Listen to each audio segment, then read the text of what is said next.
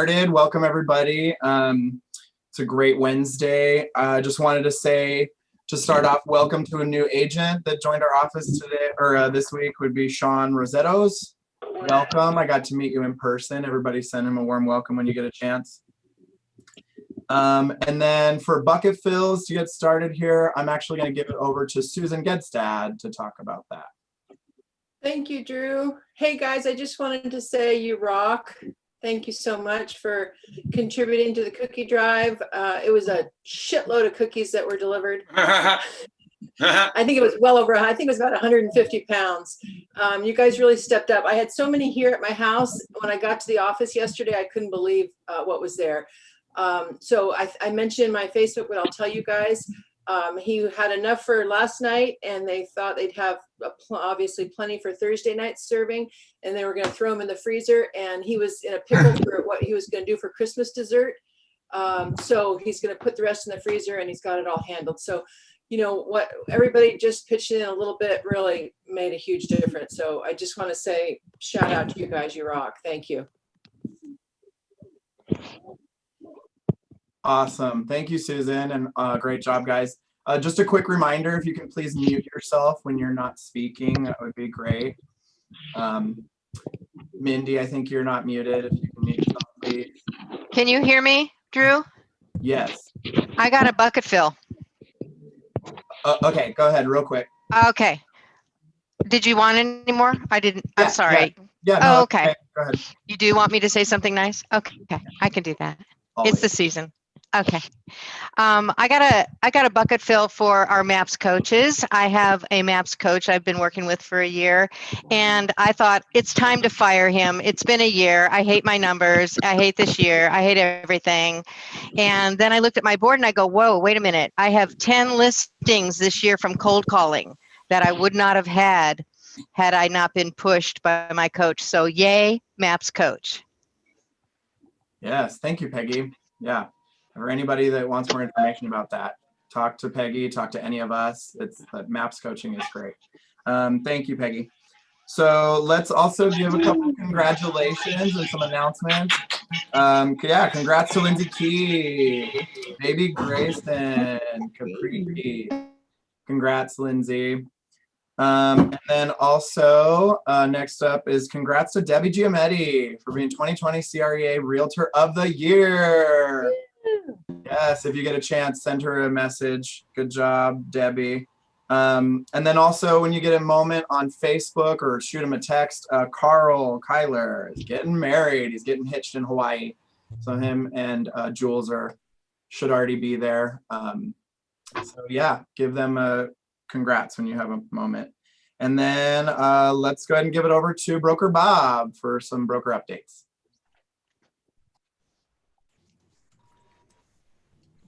Sorry, Drewby, I wasn't ready. Okay. Do we have a slideshow? Maybe. I do have it. Let me scroll to that. Oh. Doing some last minute additions to the thing. Yes. You know what I can do is I can pull up to the team meeting agenda.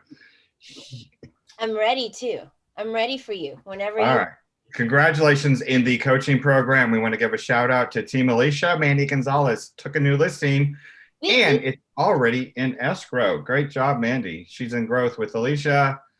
And Team Clarissa, Min got a BRE signed. He's in launch. Astrid Velasco opened her second escrow this month. She's in launch. And Yana got her first BRE. She's in launch. Congratulations, everybody. No broker update until we get to risk management. Back to you, Drew, mistress of ceremonies. Thank you, BB. And then let's go ahead and go to our SMP spotlight with Eric Gilman, sharpest guy we know.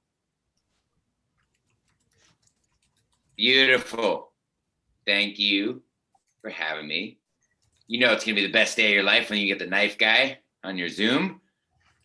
So this is special. I'm excited to be here with everyone today. I'm going to do something a little different, just change it up, tell you about two very quick stories. And also, before I get overly excited about that, I have a class that I am teaching. For those of you I haven't met before, which I don't think is many, I'm the sharpest guy you know, also known as the knife guy with Cutco Closing Gifts. We do your branding. I'll talk about that in just a moment. Our team really, though, specializes in helping you say thank you. This is that time of year, right, where we all stop and we're all grateful and appreciate everybody around us. But really, and that's important, and really all year round, when you're in the client appreciation business, which we all are, that's the best time to appreciate your people. So I'll be teaching a class on December the 16th at 2:45 p.m. So after the team meeting on client retention. You might be thinking, hey, what does the knife guy know about client retention?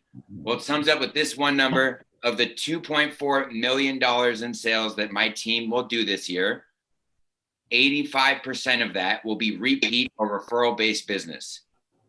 That's 85% repeat or referral-based business. And on December 16th at 2:45, I'm going to deliver my 7 keys for lifetime client retention.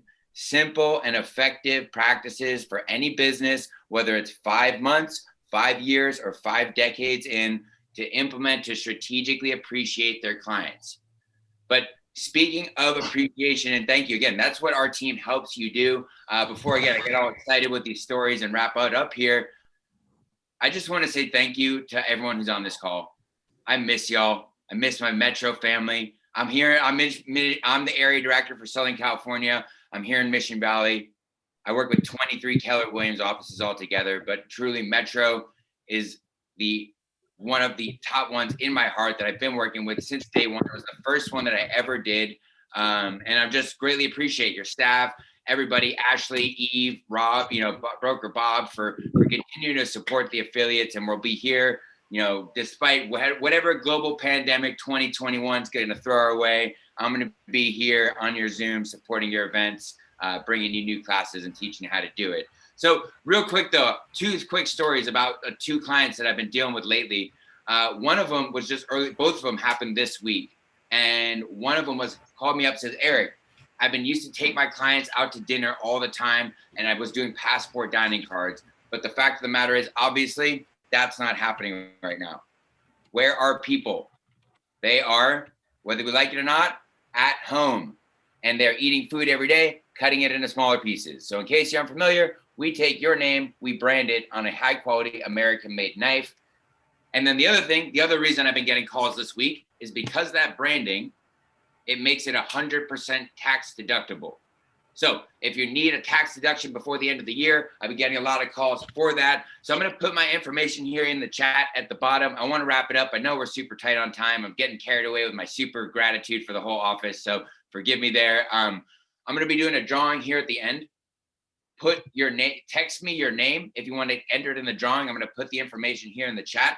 Real simple. Just text me with just your name if you want to get entered in the drawing. If you'd like to set up a time to meet via Zoom, very simple. It will take 15, 20 minutes. I'll show you how our program works. Put the word sharp, like, wow, those knives are sharp, in your text. So I'll put the instructions here in the chat, but I really appreciate all of your time and all the support we've had over the years, and looking forward to staying in touch and see everyone over on the 16th. And I'll put the flyer in the link in as well, and hope everybody has a super sharp rest of your day. Thank you. Thank you, Eric. We appreciate and miss having you and your energy around as well. So thank you. Movement Mortgage, Ed or Wes or both. What's up, everybody? Hey, Bob. How's it going, man? How are you? Good to see you, buddy. Yeah. Just wanted to say hello to everybody. So wanted to let you know that even though you may have seen, and I don't know how many of you guys follow the Treasury market, have been creeping up recently, besides Wes and I, mortgage rates are back to all-time lows, which is kind of crazy, to be honest with you. We're still doing loans with numbers starting with 2s all day long. So it's pretty incredible and enormous savings for your clients, especially if they're on the fence waiting and they're saying, oh, they want to wait until prices come down. Just don't forget, it's going to be a lot less expensive when interest rates are cheaper because the money's cheaper. So just don't forget to let them know that. That 1% increase in that interest rate is a 10% change in purchasing power, you guys. It's huge. So that's one of the things that I wanted to say. Definitely a huge thing. To piggyback off of what Ed's sharing about the low interest rates, to help make the home buying process more affordable, Movement is helping our active duty and retired service members with a $1,000 closing cost credit from Movement to the buyer, to borrower. That'll be a special we have through January. So it's been great to help out the people that we have so far, and we look forward to helping many more. So send them on over, and we'll be happy to get everyone situated. And yes, I know, John, I promised to put something on Facebook, and I will. I promise I will. I'll get that done. Lastly, moratoriums, you guys, for foreclosures have been extended one more month, just so you know. They've been extended through the end of January at this point. The Fannie Mae, Freddie Macs have taken a $6 billion hit already, and they're anticipating another billion to 1.7 billion in expenses that they're losing out on. So it's going to be a huge opportunity for a lot of people come February 1st. All these poor people that couldn't make their payments, you guys are going to have to call them and help them get through this. So it's an opportunity that Stephen may want to address during his scripts practices later on. And that's all we got. Thank you, guys.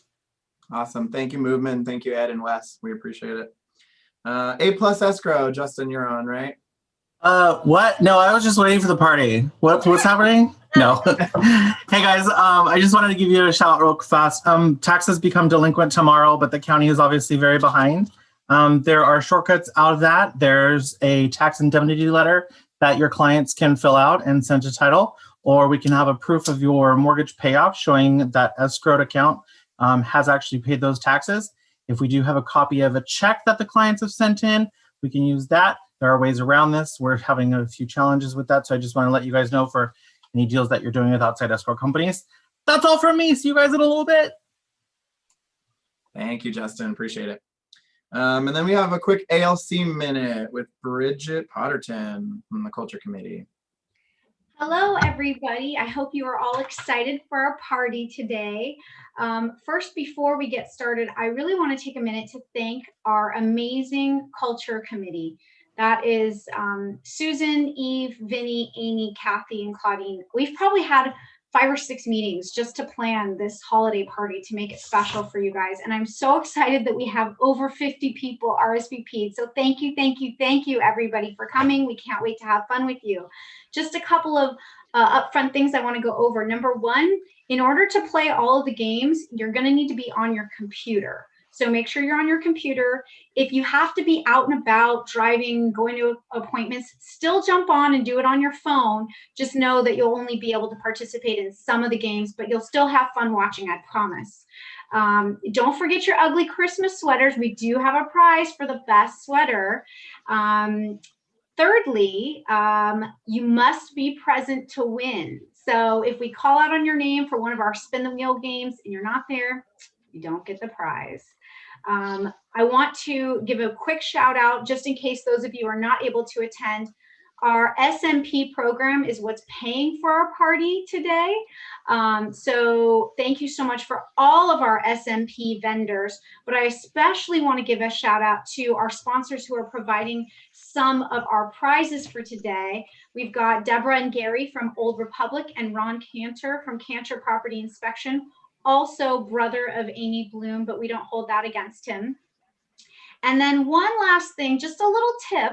You guys can do it right now for our broker Bob update that we're going to be getting soon on risk management. But I would recommend that you change on your screen to speaker view for the party today. It's going to make things a lot easier on you. So when Drew is done sharing the screen, you can go up to the top and go click on your view, speaker view, and that'll make things a lot easier for you guys to play today. Okay, I will see you in a few minutes. Take care, everybody.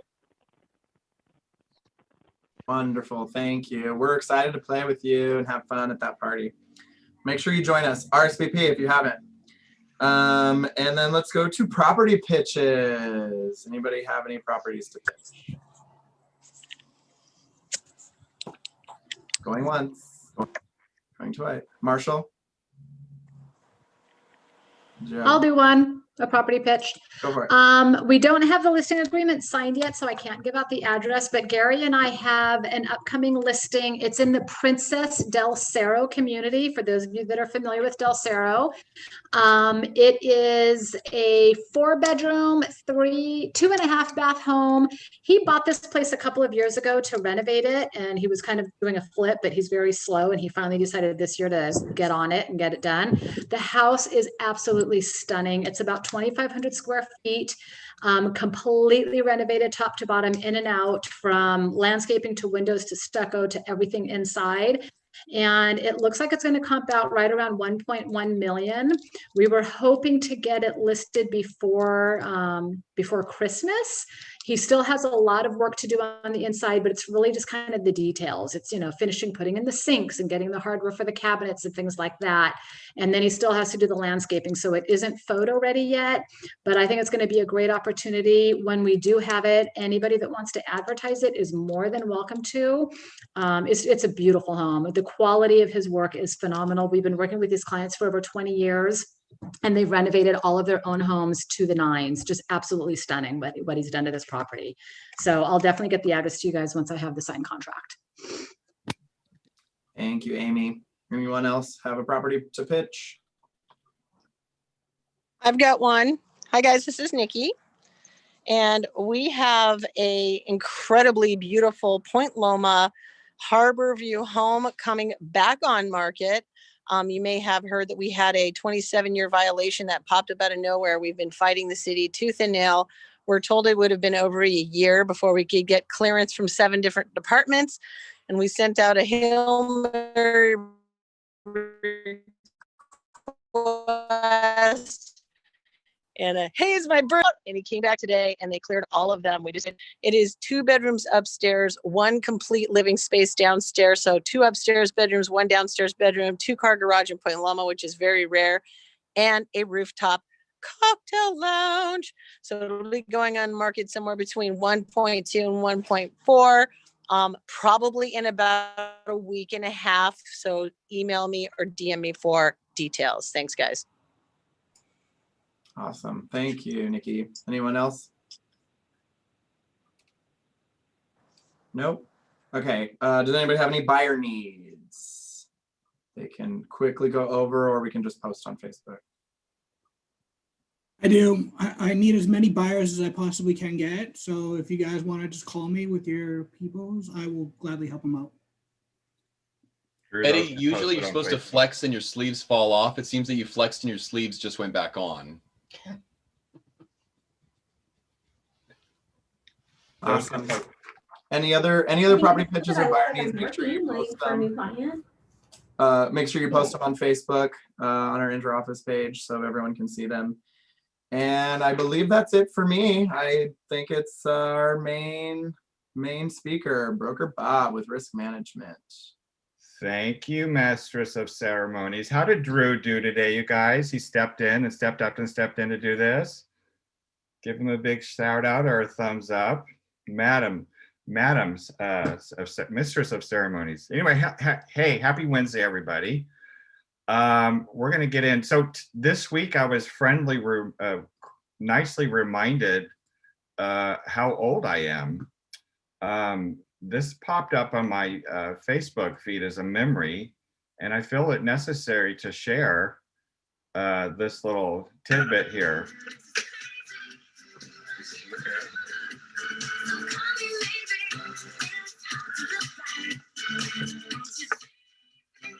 You know what? It's hard not to. So, anybody know who that was? That was our very own Vinny Enriquez. 8 years ago, him and another agent were out door knocking on For Sale by Owners. And he was playing that song. What is it, Meghan Trainor? Here's my number, call me baby. Carly Rae Jepsen. Is that her name? Okay. I know, I don't know all the singers, but that was his theme song when they were out door knocking. So I thought I'd share that little memory. I thought it was cute, but it also reminded me how old that we've all gotten, because even Vinny looked a little young there. And he still looks young compared to me. Anyway, so moving into risk management today. Can you all see that on the screen? Yep. Okay. Yep, baby. Good. All right. So here's what we're going to cover today. Hopefully, if we have time to do everything, pending some questions, if you guys have some. We're going to talk a little bit about Broker Bob's 2020 insight, where we are. Kind of give you a little inspiration today. You may have heard about Prop 19. I've been getting emails and text messages and phone calls all week. How do I understand it? I will give you what you need to know and what you need to say when you're asked about it. And then we're going to talk about the NAR and the Department of Justice settlement that has been reached and what will take place and what that means for your business starting in January of 2021. We're going to do a little bit of follow-up because now we're in more lockdown in California. I've got to go over some more COVID stuff, unfortunately, but it's stuff that we're seeing that I need to make you aware of. And I'm always going to address escalation clauses. And then some Q&A at the end. Okay. You may have seen I posted this last week. Plot twist, 2020 has actually been the best year of your life. You have faced challenges after challenge, and you've adapted and you've overcome. And 2020 has forced you to grow exponentially. That's my little inspiration for you guys. I don't want you taking that for granted, what you guys have done this year as a team, as an office, as a leadership group, as an agent body, as a human being. You've all stepped up. You've all participated in all of our fundraisers if we've had one. You baked cookies for Susan. You helped raise money for the center. And I thank you all from the bottom of my heart, but I want you guys to remember that. You'll look back on 2020 and you'll realize how much you have grown during this time. And I hope you don't take that for granted. Everybody always says, well, I want to leave 2020 behind. Yeah. And I want you to remember, everything happens, people will say for a reason. I always say everything happens has a lesson. And it's our role to learn what that lesson is. Otherwise, if we don't learn, we don't grow. So hopefully when you're nearing 2021, New Year's Eve, you're writing down all the stuff that you've learned this year and what you want to foster and bring forth into 2021. I know for me, I looked at my 2020 goals, and of course they weren't all reached, but that doesn't matter. That means I at least will put them on my 2021 chart. Also, what I believe 2020 was, it's a year of things in your face. We all went internally under lockdown, and now we're in it again. And it's not how you want it to be, but it's how they are. Here's some of the stuff we went through this year. If you all forget, because we went through a lot. COVID, we had fires, we had hurricanes, we had climate issues, we had economic disparity, we had racial injustice, we had right versus left, we had wrong versus right, we had Black Lives Matter, LGBTQ rights, election 2020, women's marches, and equality marches. It's my belief that this year is a turning point and a tipping point of nature. Nothing more, nothing less. And everything is within nature. So here's what I know. The solution is within all of us, working together and compromising. So I'm personally reaching out to a lot of people that have different political philosophies than me, because I don't want to exclude them in my life, because if I love you, you can have differences and you can still love people. So I hope you understand, I hope you take that to heart and realize, you know what? Let's learn what we did in 2020. Let's move forward in 2021. And I hope that kind of helped my little insight for 2020. And you take that for whatever you want to take it for. Okay? All right. Any comments on that? Change brings opportunity. Sure does. It sure does. Thank you, Eric. All right. Prop 19. It passed in the state of California. What does it mean? So Prop 19 was a property tax increase limit on primary residence. So how does it change the rules on the tax basis in California? So what it does is allows a homeowner who is 55 years of age or older, or severely disabled, or whose home has been substantially damaged by wildfire or natural disaster, which we have a lot of those, to transfer the taxable value of their primary residence to a replacement primary residence anywhere in the state. Now, I dropped into the chat box this quick guide so you can download it. It's regardless of the value of the replacement primary resident, but with adjustments if the replacement has a greater value. And within 2 years of the sale of that primary residence, and up to 3 times or is often needed for those whose houses were destroyed by fire. So that's a lot to digest. But here's what really Prop 19 is going to do. Here's why we've had an inventory shortage in the state of California. We have a lot of people that are sitting in primary residences that are over the age of 55, and they want to sell their house. And they look at the house, and if they've got some value in it, and then they figured out, okay, if we sell this house, where do we go? Well, we want to go to downtown San Diego and be in a high rise and live the urban lifestyle. You know, it's small 2-bedroom, 2-bath residence down there, and we can live the urban lifestyle and walk to restaurants, walk to parks, walk to place. So they see their, let's say $600,000 house in Escondido, and they see what they get for $600,000 in downtown San Diego. And then they realize, oh God, we got to downsize that much, and we're only going to get that much space. And oh, by the way, our tax basis might not carry with us. We'll just stay in our house in Escondido, and we'll just live out the rest of our life there. This is happening all over the state. So you compound that with, we have an aging population that owns a lot of properties, and they're under Prop 13, which was something that was done in the 70s, where they have a really, really, really low tax base, and they couldn't transfer that. They had Proposition, I believe it was 55 and 60, that allowed them to do it within certain counties in California, but it didn't allow them to move, let's say, from San Diego to San Francisco, or San Diego to Riverside, or wherever they wanted to go. So what this will do when it takes effect, and it takes effect somewhere April 1st of 2020 long, I'm sorry, after April 1st, 2021, as long as a subsequent sale or purchase takes place within 2 years and occurs on or after April 1st. It's going to free up a lot of inventory for us. And that's the good thing about what Prop 19 will do for us. Now, how do you digest all this? You don't. Because remember, what type of advice can real estate agents not give? They can't give tax advice. They can't give legal advice. They can't give zoning advice. And all of you have asked me, I don't understand this. You don't need to understand it. I'm just giving you what it means so that you can know what it is moving forward when you start talking with a homeowner about potentially selling their home and they have questions about the tax basis. And your answer is, anybody? Talk to your tax professional.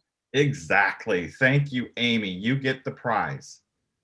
Send them to the tax professional, because everybody has different scenarios that they need to address with a tax professional. Don't try and interpret the law from this thing and give them information that could be wrong, because then you can set yourselves up for some liability. Okay. Yes. Not to give any tax advice here. Okay.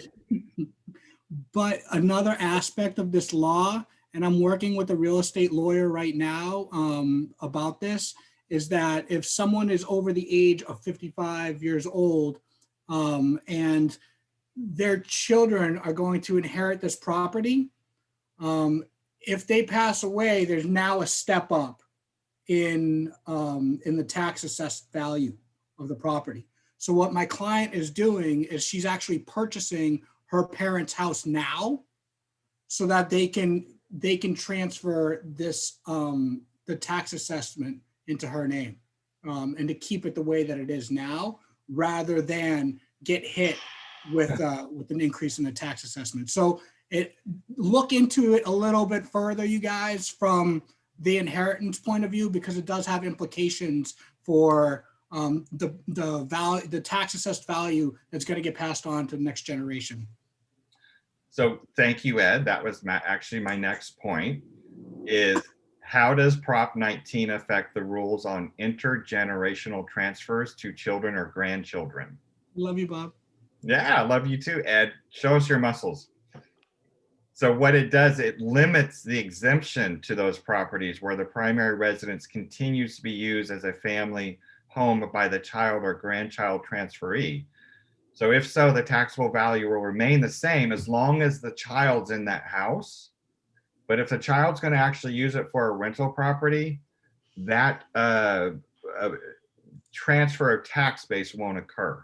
So the idea was to free up some of this inventory that these people are sitting on these low tax-based properties. And this was a really bone of contention when they were putting all this together. But it's going to help, you know, with these people holding on these properties that at a low tax base, they might just decide, well, let's just sell it. So it's a good thing for, and you've got to really give a shout out to to California Association of Realtors. You all wonder, well, what do they do? What do I pay my fees for? Well, this is what they've been working really hard on to get through the entire state to help free out some of this inventory that's just stuck there and not moving. Okay. So no more questions on that or any other comments. Again, Prop 19 in synopsis will free up inventory, and will also, if you're asked about it, how it works, you refer them to a tax advisor. Now let's talk about the U.S. Department of Justice Antitrust Division versus NAR. So you may have read or heard about this, where the DOJ actually brought a lawsuit against NAR, where they maintained that they had illegal anti-competitive restraints, including business practices and policies that prohibited MLSs from disclosing commissions for buyers agents to prospective buyers. They accused the real estate industry, all 1.4 million members in the 1,400 local associations, under this restraining of free trade under the Sherman Act, thus creating an environment in which there was little visibility for home buyers to learn about the commission a buyer's agent would earn. So this will change our business dramatically next year when you're talking with buyers about how you get paid, okay? In an essence, they reached a proposed final agreement on November 19th. Now they're hashing out the details to confirm everything. But primarily what it says is it says that MLSs must allow the MLS participants to display the amount of commission to consumers. Meaning if a buyer's agent's going to earn 3%, the consumer needs to see that.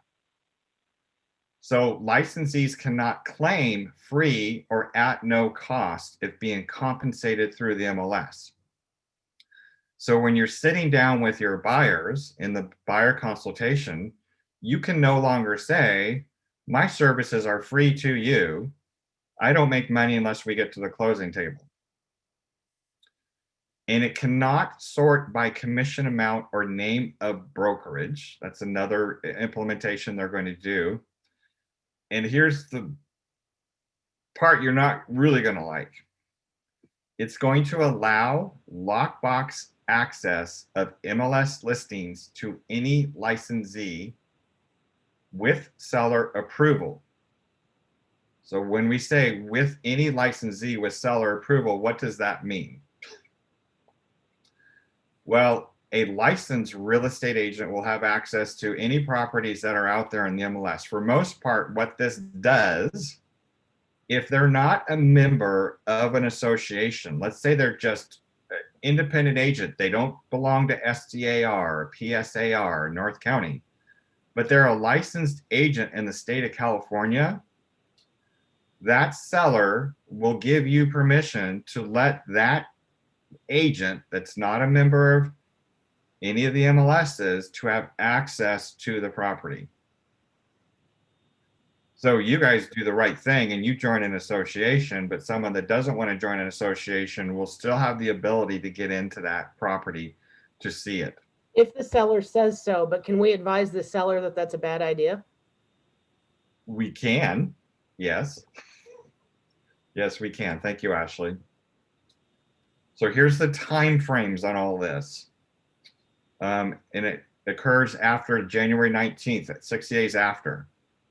So that all the MLSs have 45 days to submit the new rules. They're going to give 30 days to notice the boards, the MLS, and the MLS participants. So this is from the date of January 19th. And then they have 5 days to repeal existing or adopt new rules. And they have 10 days to communicate, and 30 days to publish, and 60 days for member boards to publish to all participants. And it expires in 7 years, but may be terminated in 5. I don't know what that means, Mark. But anyway, primarily what this is saying is the MLS is going to come up with new rules next year on how we get this implemented. And so look for probably the January, maybe not January, but the mid-February. We'll have more information about how the rules work with SDAR and PSAR in San Diego County. A lot to unpack there. But does this make sense? Do you guys understand? I have a question, Robert. Yes. So, or maybe it's a comment. So if you are representing a buyer and the seller is paying the commission, and during the buyer consult, you say that, you know, I don't get paid until we close escrow and the seller is paying that fee. I don't understand why that's not a bad thing.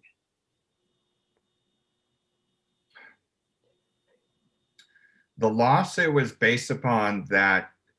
You guys remember the lawsuit about they wanted to, you know, buyer's agent's commission was illegal? You guys remember that this past year? Okay, I know we've had so much going this year. It's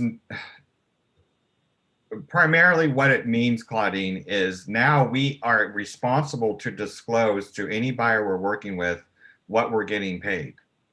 In the past, we didn't have to. But you can't go back and say to the buyer's agent that you're working for free for them. Because in essence, the buyer's agent, the buyer is effectively paying for it mostly within the price of the home. Even though it says the seller is paying the entire commission, they're really not, because the buyer's got to get a loan on the property. In order to do that, it includes the cost of the commission, really, because the seller's factoring that in when they determine the price to some degree. So what can we say? You just don't say at free or no cost. Wait, this is changing in a while. Let's get some more guidance on it, because I Yeah. think we could probably even write up a forum that says out of proceeds, the seller pays. Right. So we'll have the rules starting January. But I want you guys to get in the habit now of not saying it free or no cost. So if you've got marketing materials or you've got a video out there or something like that that says you can work for me and it's not going to cost you anything, start that language now. Thank you, Robert. Okay. I'm preemptively warning you on how to prepare for this. And then more rules will follow. Okay. All the COVID forms and more. So we're going to talk a little bit about COVID, my unfavorite part of the meeting.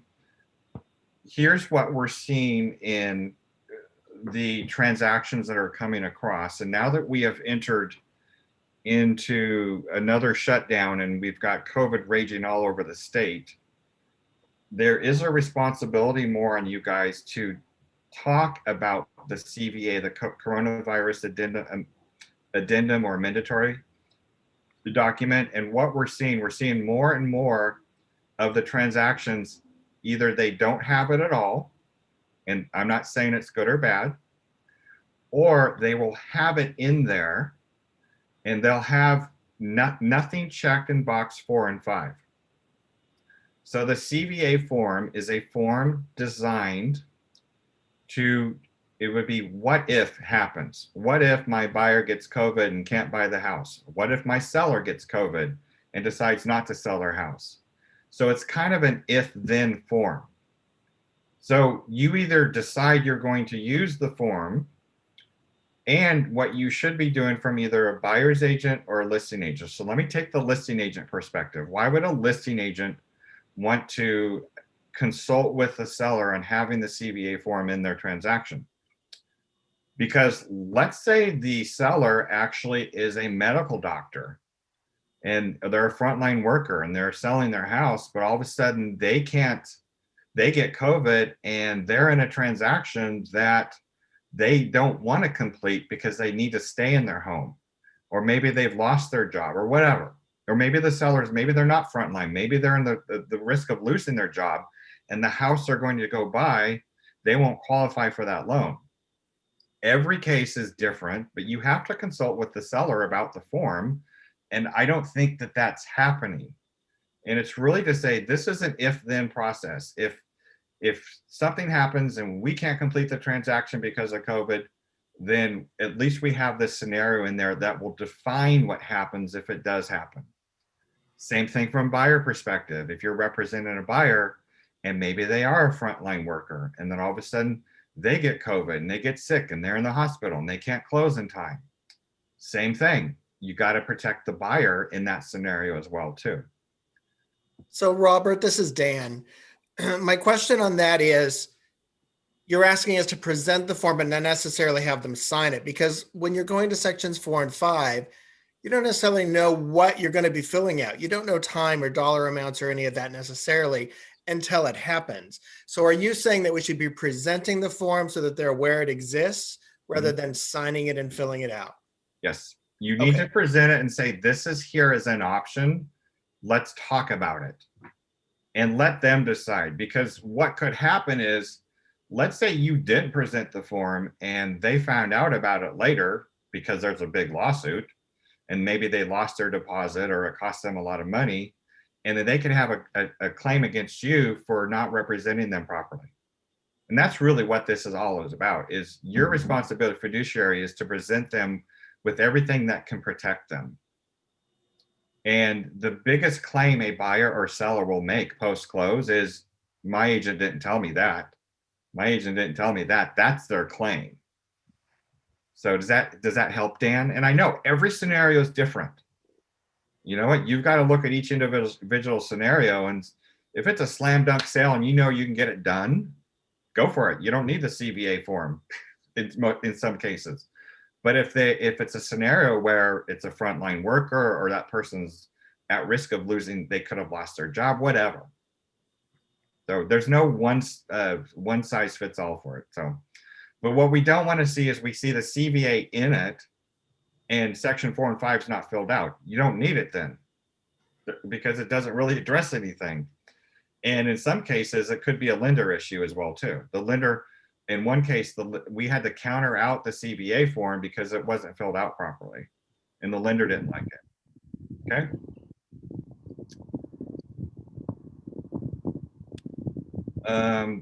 You're out in the wind, go on mute.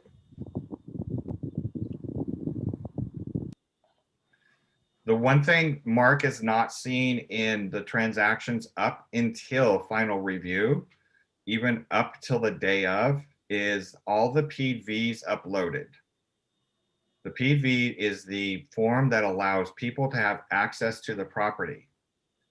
And if you are a listing agent you have the responsibility of making sure that everybody that comes into that property,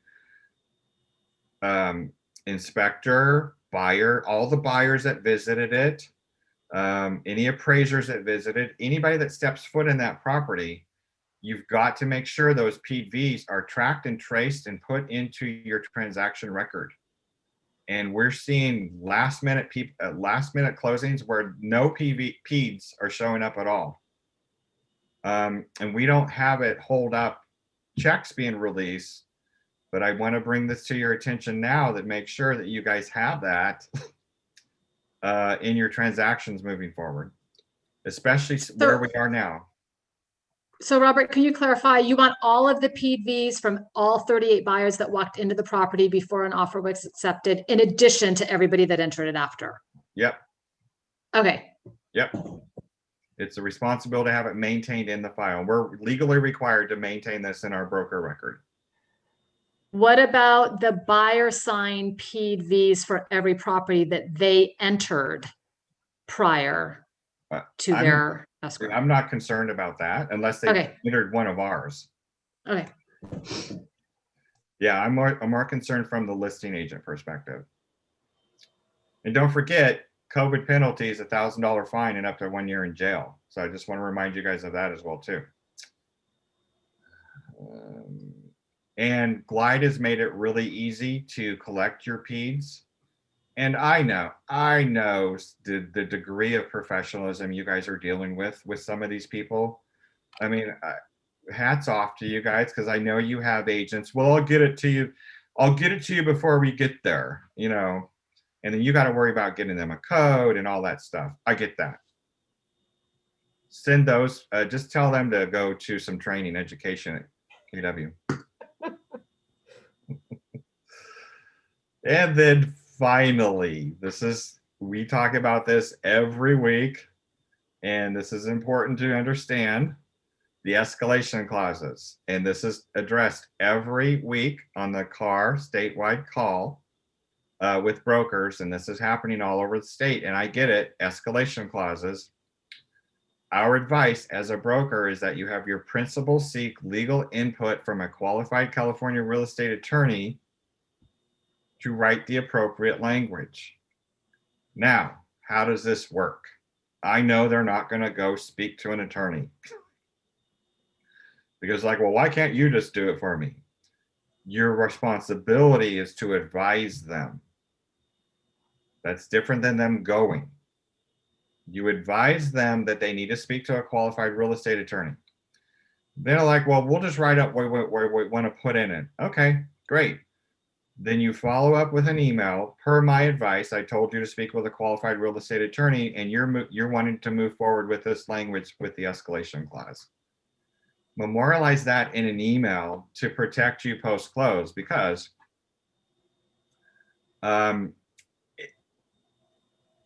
the allegation that could be price fixing by parties against the agent. In other words, escalation clauses could be considered constructive fraud, because a buyer can come back to you and say, well, you and the listing agent colluded to get the price of the home up.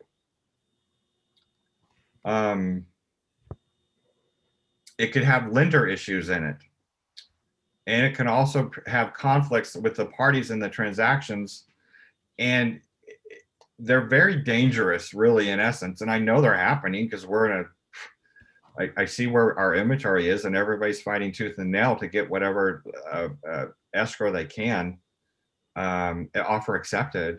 But the rule that you can't do it is different than me saying that's not the rule. Your responsibility is to advise. Does that make sense?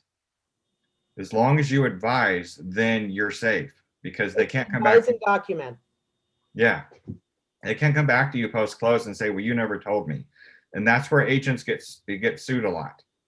When the buyer or seller says, well, my agent never told me that. My agent never told me that. That's why your email log is very important. And every conversation you ever have with that buyer or seller, you memorialize that conversation in an email. If it's something so significant that you think it could be a potential risk management down the road. Okay. I'm not saying don't do escalation clauses. I'm just saying follow the advice for them and tell them they should speak to an attorney. And then if they want you to do it, great. Let's write it up like this. But as you know, this is against my advice. And I'm going so far as not even saying against the broker advice.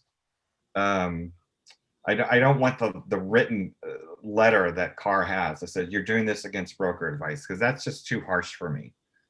And I don't think the escalation clause deserves the against the broker advice letter. Other things might.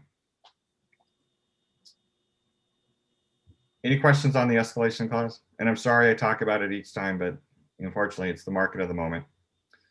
Don't forget Mark's initial review and final review, 48-hour rule. Did you see, and have you seen the new format? He's made it a little bit easier for you guys to read through. Is an educational format. Questions and or maybe answers. Dan, where are you? Are you at home in San Diego? I love that light fixture in the back. Yeah, that's my dining room light. Love it. I have a question. Yes.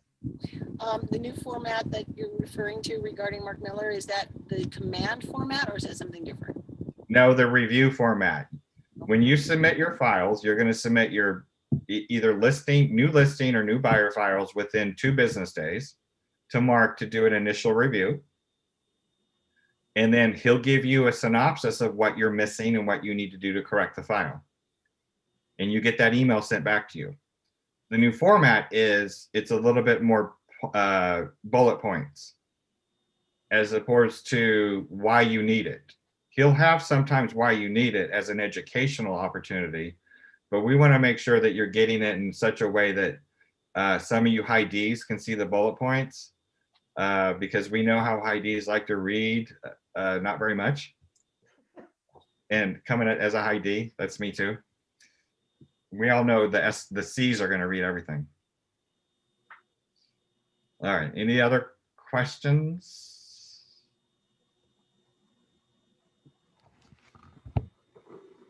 All right, so my final thought is December ushers in winter holidays such as Christmas, Kwanzaa, Hanukkah, and families won't be gathering together this year, unfortunately, but during this month, you want you to always remember that charity and peace encompass our thoughts and our actions. And whatever religion you are or denomination, this is my little slide for you guys, okay? We are done with risk management. I hope you guys got something out of it today. And thank you for participating in 2020. It's been a real fun ride. And I think that's back to you, Stephen. I think we're gonna get you're gonna get a 6-minute break before we kick off the thing at 2:30.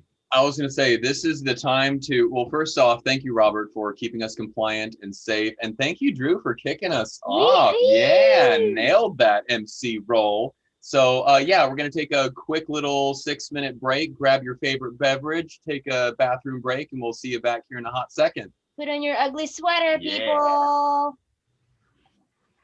I don't have an ugly sweater. Just take off your top, Robert. Robert, find a shirt that you really feel good in, or something that's out there, and wear that one. I'm in it. All right, then you're set.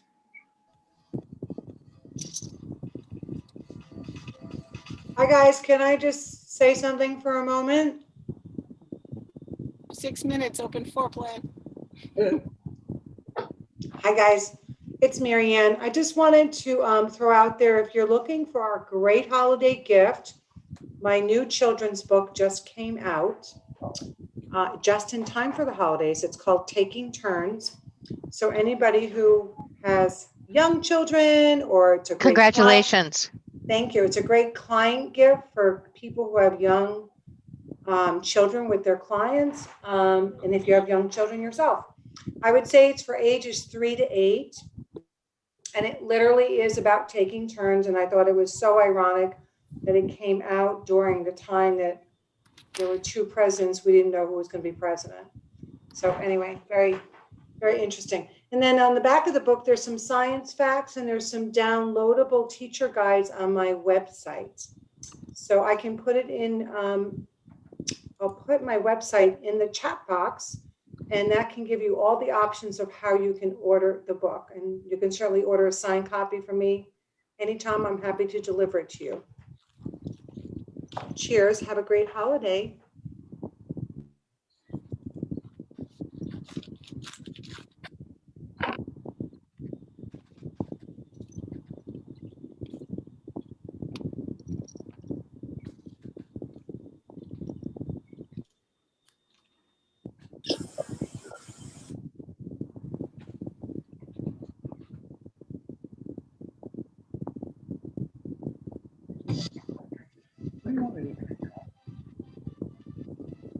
Coffee.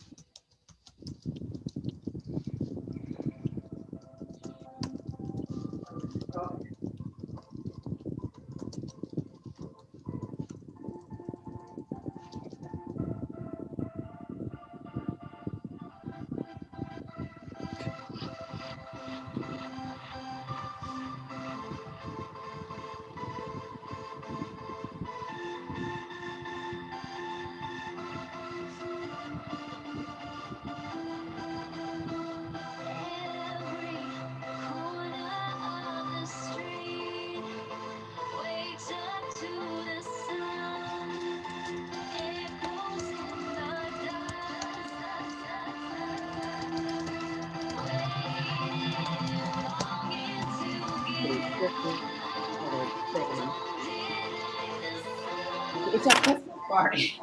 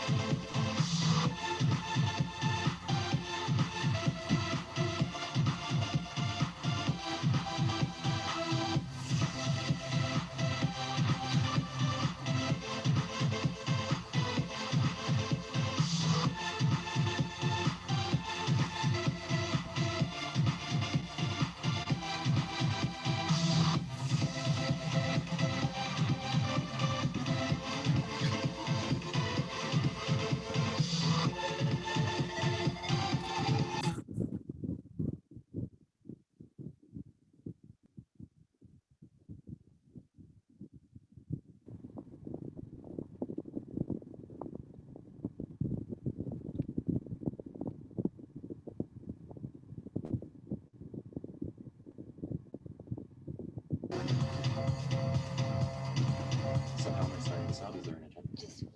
welcome everyone. All right, it's long time no see. I'm glad that, okay, good. A great majority of you guys were able to stick around. So this is an opportunity that let's see everybody's faces here real quick. Oh my gosh, I'm loving some of the costumes already. Vinny, very appropriate background. Clarissa, festive, just like you. Nikki, what else could we expect than the gorgeous Mrs. Claus outfit? Victor is clearly the happy helping elf, right? Emily, I love your holiday sporting, COVID wear, right? Yanni, oh my gosh, Yanni, I love it, love it, love it, love the costume and love the hat. So thank you guys for being here so much. Now, obviously, for those that have even spent even a moment in the office, know that we love celebrating and we love spending time together. So even though that we're not able to see each other face to face and we're not able to do the typical celebrations that we have, we're really looking forward to being able to do this and pivoting. That's all we can do, right? So this has been a funky year, and the way that Robert put it, I really do like his perspective. This has been nothing more than a year of growth, nothing less than a year of growth. So let's just kick things off by pivoting into our little annual celebration bash. So that being said, how are we going to kick this thing off? Bridget, pass it to you. Hello, everybody. Welcome to our annual holiday party. It's a little different, but everybody looks festive. Just a couple things in case you weren't